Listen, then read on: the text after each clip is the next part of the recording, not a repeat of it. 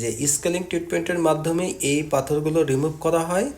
আপনি যদি 6 মাস অন্তর অন্তর স্কেলিং করেন তাহলে আপনার এইভাবে দাঁত নড়বে না।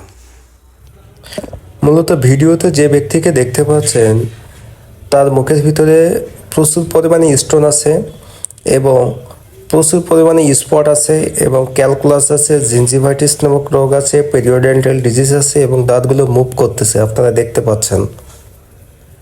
তো এটি মূলত তৈরি হয়েছে স্কেলিং না করার কারণেই কিন্তু এই সমস্যাটা বৃদ্ধি পেয়েছে। এনার অলরেডি 4-5টা দাঁত পড়ে গিয়েছে এবং এগুলোও পড়ে যাবে। তো আপনারা অবশ্যই স্কেলিং করবেন। আপনারা স্কেলিং করতে আমাদের স্ক্রিনে দেওয়া নাম্বারে যোগাযোগ করুন। আর আমাদের চেম্বার যদি ভিজিট করতে চান, আমাদের চেম্বারের ঠিকানা খুলনা বিভাগ, যশোর জেলা, যশোর চাচরা বাজার মোড় সদর। ভালো থাকবেন, সুস্থ থাকবেন, আল্লাহ হাফেজ।